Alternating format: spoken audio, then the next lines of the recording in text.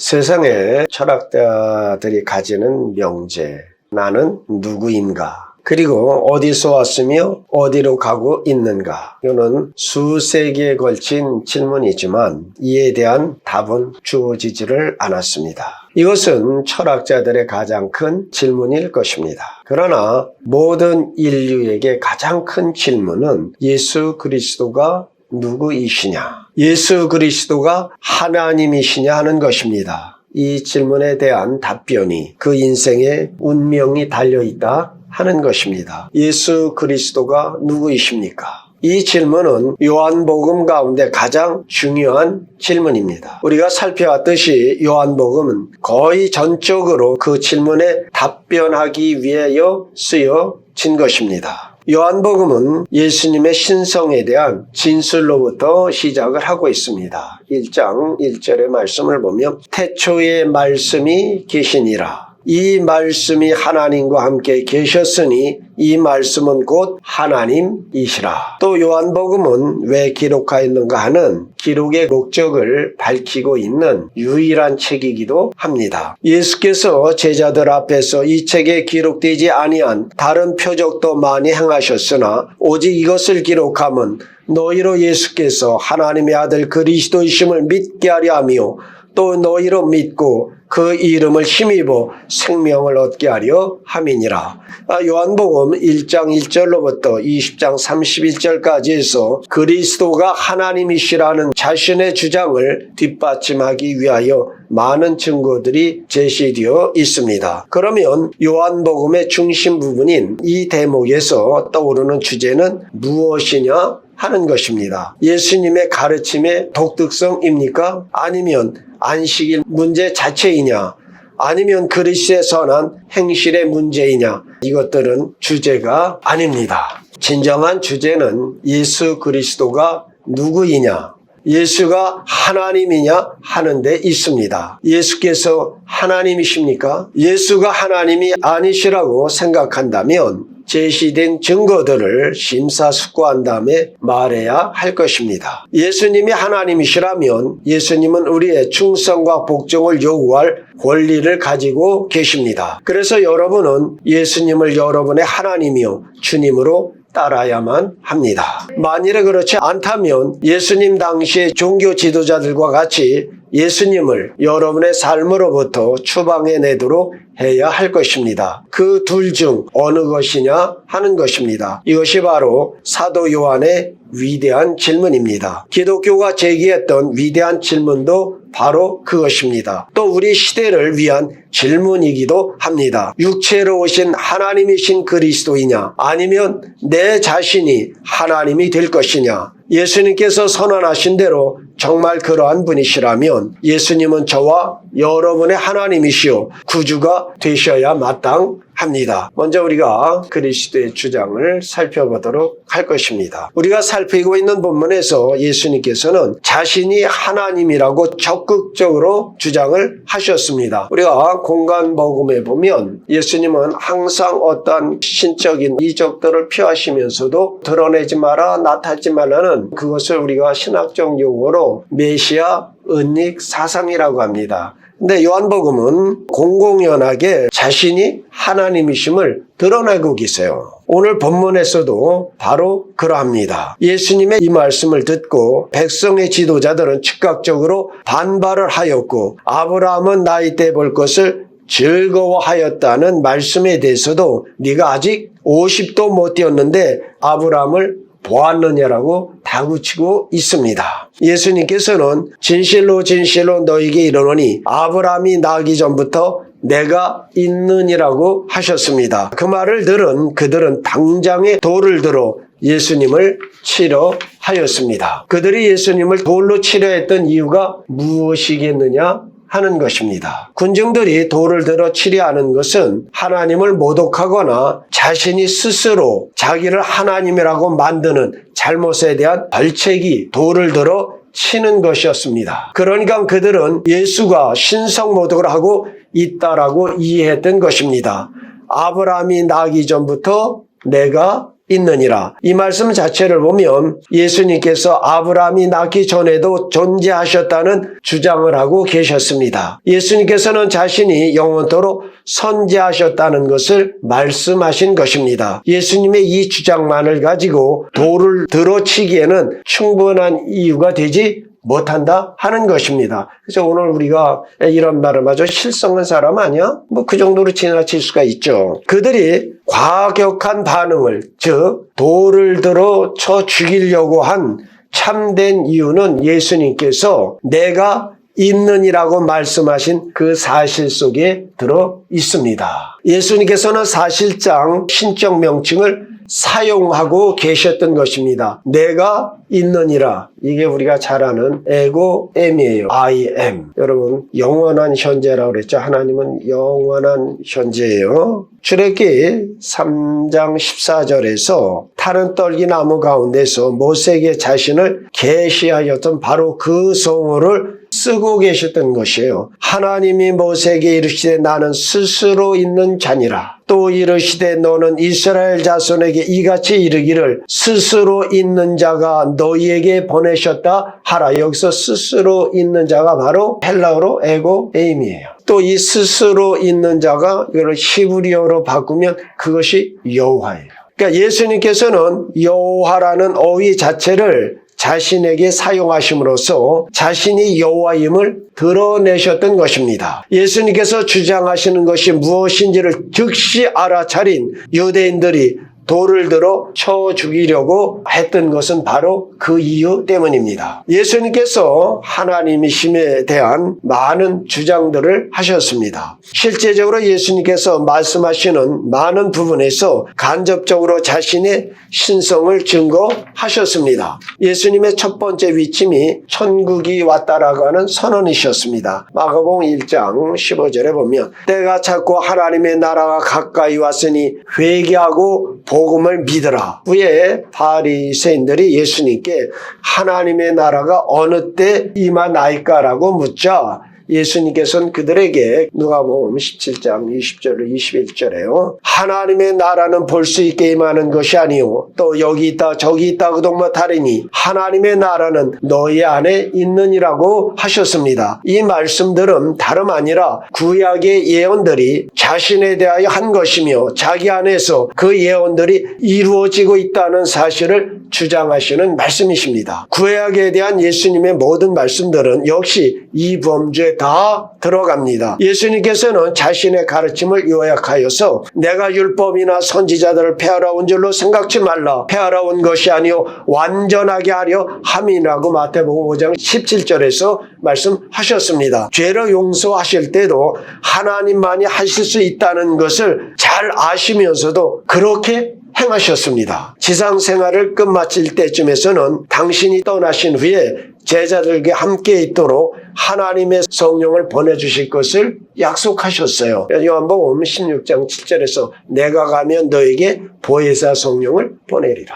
이 모든 것들이 그리스도의 신성을 나타내 주시는 것입니다. 예수 그리스도의 주장들 가운데 가장 놀라운 것은 하나님을 자기의 아버지라 부르셨다는 것입니다. 그것이 우리의 말처럼 유대교에서 일상적인 표현이 아니라고 하는 것입니다. 어떤 유대인도 또 어떠한 유명한 랍비도 하나님을 직접 내 아버지라고 부른 적이 없다라고 하는 것입니다. 그러함에도 불구하고 예수님께서는 그 호칭을 사용하셨을 뿐만 아니라 기도하실 때 그 호칭을 자유롭게 사용하셨습니다. 그것은 예수 그리스도께서 아버지께 대하여 가진 독점적인 관계를 나타내는 것입니다. 요한복음 10장 30절에서는 나와 아버지는 하나인이라고까지도 하셨습니다. 또 예수님께서는 제자들에게 하나님을 아버지로 부르라고 가르쳐 주셨습니다. 이는 제자들이 예수님 자신과 가진 관계 때문에 그렇게 부를 수 있다 하시는 것입니다. 그럼에도 예수님과 하나님 관계에서 아버지라는 것과 제자들이 하나님과 가진 관계에서 아버지라고 하는 것은 다른 것입니다. 요한복음 20장 17절에 보면 예수님께서 부활하시고 막달라 마리아에게 이렇게 말씀하시다. 내가 내 아버지 곧 너희 아버지 내 하나님 곧 너희 하나님께 올라간다 하라. 자, 여기서요. 내 아버지 곧 너희 아버지 그러면 뭐예요? 우리말로 우리 아버지. 근데 예수님은 절대적으로 나의 아버지 곧 너희 아버지, 우리 아버지 절대 그렇게 하지 않으셨어요. 나의 하나님 곧 너희 하나님. 우리 하나님이 아니에요. 이것이 뭐냐면 하나님과 가진 독특성의 관계로 예수가 아버지라 부르는 것과 우리가 아버지라고 부르는 것은 다르다 하는 것입니다. 또한 예수님은 자신과 하나님과의 관계가 얼마나 긴밀하든지 자신과 하나님을 동일시 하셨어요. 마가복음 9장 37절 하반절에 보면 누구든지 나를 영접하면 나를 영접함이 아니요 나를 보내신 이를 영접함이니라고 예수님을 영접하는 것은 하나님을 영접한 것이라고 하시고 요한복음 5장 23절에서는 그를 공경하는 것은 하나님을 공경하는 것이라고 하셨습니다. 아들을 공경하지 아니하는 자는 아버지도 공경하지 아니하느니라. 요한복음 8장 19절 또한 14장 7절에서는 그를 아는 것은 하나님을 아는 것이라고 하셨습니다. 나를 알았더라면 내 아버지도 알았으리라. 또한 12장 44절에 그를 믿는 것은 하나님을 믿는 것이라고 하셨습니다. 나를 믿는 자는 나를 믿는 것이 아니요 나를 보내신 이를 믿는 것이며 또한 요한복음 12장 45절과 14장 9절에서는 그를 보는 것은 하나님을 보는 것이라고 하셨습니다. 나를 보는 자는 나를 보내신 이를 보는 것이라. 14장 9절에는요. 나를 본 자는 아버지를 보았거늘 어찌하여 아버지를 보이라 하느냐. 또한 15장 23절에서는 그를 미워하는 것은 하나님을 미워하는 것이라고 하셨습니다. 나를 미워하는 자는 또 내 아버지를 미워하느니라. 또한 우리가 지나칠 수 없는 예수님의 자기 선언. 나는 무엇이다. 이게 다 여호와의 호칭이라고 그랬죠. 나는 생명의 떡이라. 나는 세상의 빛이라. 나는 양의 문이라. 나는 선한 목자라. 나는 부활이요 생명이라. 나는 길이요 진리요 생명이라. 나는 참포도나무라. 예수님의 이 선언은 예수님께서 인간의 충만한 영적 삶을 위한 모든 필요가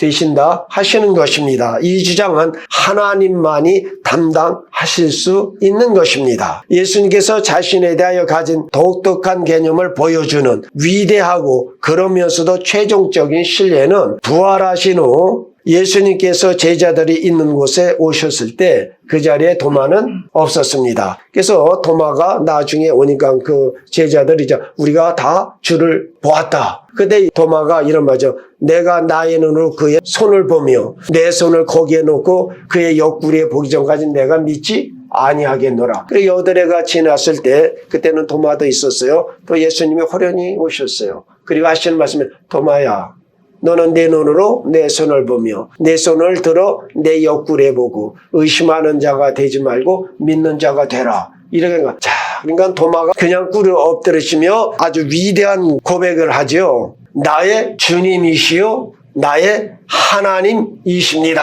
이렇게 고백을 해요. 이게 그 1세기 최고의 고백이에요. 그래서 그 다음부터 예수 그리스도를 오늘 우리가 주라고 하죠. 그래서 영어 성경에 다 로드라고 하잖아요. 이 말씀이 뭐냐면 나의 주, 이것이 아도나이라는 말이에요. 아도나이. 그 아도나이는 바로 구약에 나의 이름을 망령되이 일컫지 말라. 그래서 여호와라고 하는 그 말에 저들이 다른 몸을 붙여서 그것을 아도나이. 그래서 영어 성경에는 구약에 여호와라고 하는 말 한 번도 안 나와요. 다 주라고 나와요. 로드로 다 나오죠. 그래서 뭐냐면 아도나이를 번역하면 주가 되는데 그러니까 우리 성경에 여호와가 더 정확한 표현이에요. 그리고 나의 주이시며 나의 하나님, 엘로힘이에요. 그러니까 이것은 예수님이 하나님이 아니시라면 이것을 받아들이면 신성 모독이 되는 거예요. 그 온유하고 겸손한 최고의 겸손하신 그분이 그것을 그대로 받아들이세요. 다시 말하면 내가 하나님이다. 내가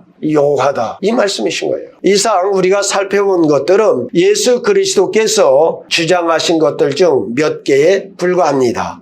예수님께서 주장하신 것들을 우리가 조금도 의심할 수가 없습니다. 더구나 그 주장들은 변하지 않고 그대로 남아 있습니다. 역사는 예수님께서 자신이 하나님이라고 주장하신 것을 지워버리지 않았습니다. 그때 그러한 주장을 하신 예수님께서는 오늘 우리 세대에 살아계시는 바로 그 예수님 이십니다. 성경은 우리에게 말씀하시기를 예수님은 어제나 오늘이나 영원토록 동의하시다라고 하십니다. 예수님께서는 여러분들에게 자신을 따르라고 촉구하십니다. 다른 모든 것을 희생하고서라도 주님을 따르시겠습니까? 만일 그가 하나님이 아니시라면 그를 무시해도 안전하겠지요. 그러나 하나님이시라면 온전히 그분에게 복종하는 것이 아니라면 다 어리석고 전적으로 충성하는 것이 아니면 우상을 숭배하는 것이나 마찬가지가 되는 것입니다. 우리가 살피고 있는 본문은 세 부분이 있습니다. 첫 부분은 예수님의 주장으로 아브라함이 나기 전부터 내가 있느니라, 즉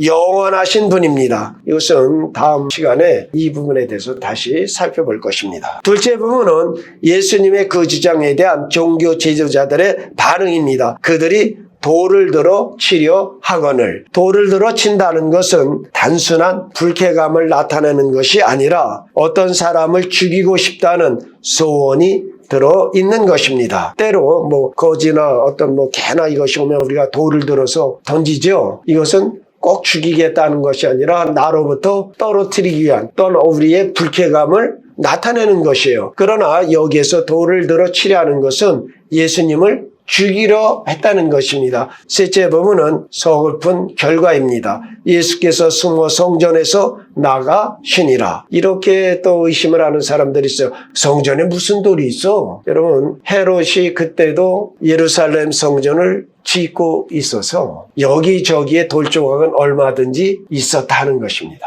자, 또 다른 사람들은 기본적으로 동일한 반응을 나타내면서도 자기들의 삶에 예수님의 임재를 제거하려고 노력들을 하고 있습니다. 그러나 이러한 행동들은 어리석은 짓입니다. 왜냐하면 예수 그리스도께서 그렇게 쉽게 제거될 수 있는 분이 아니기 때문입니다. 만일 그가 하나님이시라면 영원하신 분입니다. 항상 계신 분입니다. 예적부터 항상 계신 분을 어떻게 자기 시대에 쫓아낼 수 있느냐 하는 것입니다. 그분은 생명의 주이십니다. 몇 개의 돌을 들어 만세반석을 부수려는 어리석음을 한번 상상해 보십시오. 주 예수 그리스도는 여전히 만세반석이십니다. 절대 그분을 제거할 수 없습니다. 그분은 우리가 피할 수 없는 분이십니다. 그분은 생명 속에 심겨져 있습니다. 그래서 지금 그분과 타협을 하든지 아니면 심판날에 그렇게 하든지 둘 중 하나를 택해야만 합니다. 역사 이래로 그분을 공격한 개인이든 국가든 스스로 명랑을 자초한 것임을 역사는 우리에게 증언하여 주고 있습니다. 예수 그리스도를 신뢰하는 자들에게는 만세반석의 기초가 되어 주십니다. 예수님께서는 자신을 신뢰하여 주의 말씀을 듣고 행하는 자는 반석 위에 집을 지은 자와 같다라고 말씀하셨습니다. 그리하여 비가 내리고 창수가 나도 끄떡하지 않을 것이라고 하셨습니다. 만세반석이신 예수 그리스도의 터 위에 견고히 서시는 성도들이 되어주시기를 축원드립니다. 끝으로 본문은 예수님을 제거하려고 애썼던 사람들의 행동에 가져온 서글픈 결과를 보여줍니다. 59절에 그들이 돌을 들어 치려 하거늘 예수께서 숨어 성전에서 나가시니라. 예수님께서 나가셨다는 말씀이 무슨 뜻이냐 하는 것이지요. 첫째로 이 사람들이 예수님을 해하지는 않았지만 예수님으로부터 은택을 입을 수 없었다 하는 뜻입니다. 만일에 우리의 삶에서 예수님을 쫓아내려고 한다면 똑같은 결과를 만나게 될 것입니다. 예수 그리스도께서는 여러분에게 하나님의 은택을 가져오셨습니다. 그는 생명이십니다. 그는 여러분에게 생명을 주러 오셨고 풍성한 삶을 허락하러 오셨습니다. 그분은 빛이십니다. 여러분의 어둠을 밝히시고 인도하시기를 원하십니다. 그분은 여러분의 먹고 자랄 수 있는 떡이시며 여러분의 영적 갈증을 해소시킬 수 있는 생명수이십니다. 만일에 여러분이 여러분의 삶에서 그분에게 마땅한 자리를 내어드리지 않는다면 이러한 은택들을 박탈당할 것입니다. 둘째로 이 구절은 예수님께서 그냥 지나치신 어떤 사람들이 있음을 말씀합니다. 그것을 우리가 신학적인 용어로 유기라고 그래요. 유기는 버렸다는 것이에요. 하나님께서는 모든 사람을 구원하시지 아니하십니다. 언젠가 살펴본 제한적 속죄예요. 여기 그 한 경우가 소개되고 있습니다. 예수님은 종교 지도자들과의 대화 전체를 통하여 이 종교 지도자들을 회심시키려고 단 한 번의 노력을 해보신 적도 없으시다 하는 것을 우리는 주목해야만 합니다. 이미 예수님께서는 그들의 죄를 파헤쳐 오셨습니다. 더구나 예수님께서는 극기야는 나가셔서 당신의 갈 길을 가셨다는 말씀을 오늘 우리는 듣게 되어집니다. 로마서 1장에는 하나님께서 벌어두셨다는 사람들이 있다는 말씀을 3번 하죠. 저들의 부끄러운 욕심대로 저들의 정욕대로 다 내버려 두셨다 하는 것이 그냥 저주예요. 그러니까 오늘 여기에 있는 이들을 그냥 버려두신 것이에요. 만일 국가나 족속들이 의로운 기준대로 살아가지 않으면 나라나 그 족속들을 버리십니다. 교회들이 처음 사랑을 떠나면 그 교회를 버리십니다. 개인도 버리십니다. 주 예수 그리스도께서 그냥 지나쳐 버리는 사람에게는 화가 있습니다. 끝으로 이 구절은 어떤 방식으로든 하나님께서 구원하시는 사람들이 있음을 우리로 알게 하십니다. 신자가 된 우리 모두도 우리의 행한 바를 그대로 둔다면 하나님께서 지나쳐 버리시기에 합당한 것을 인정하게 될 것입니다. 오늘 본문의 종교 지도자들과 예수님과의 만남은 비극적으로 끝나버렸습니다. 그러나 우리가 이제 앞으로 살펴볼 9장에 보면 예수님께서 길 가실 때에 날 때부터 맹인된 사람을 보신지라. 그런데 그 사람을 구원하였습니다. 자, 여러분, 소경은 그 사람은 예수님을 볼 수도 없었고 예수님이 자기에게 다가오는 것도 몰랐고 더더군다나 예수님 나를 구원하소서, 나를 불쌍히 여기소 이런 말 한마디 안 하였으나 예수님은 지나가시다 그에게 다가오셨고 그의 눈을 뜨게 하셨습니다. 예수님을 구할 수 없는 그에게 그러함에도 예수님께 발견되어졌고 예수님께서는 길을 가시다 이 사람을 보시고 그를 구원하셨다는 것이죠. 예수님께서는 바로 그와 같은 사람들을 통해서 자기 교회를 세우시기 시작하셨습니다. 이렇게 우리도 부름받아 함께 지어져 가고 있는 것입니다. 사랑하는 성도들이여, 주 예수 그리스도를 바르게 아시고 지식에 충만한 자리에 들어가시며 충성되어 섬기시는 그러한 성도들이 다 되어지시기를 우리 주 예수 그리스도의 이름으로 축원드립니다. 기도하십니다.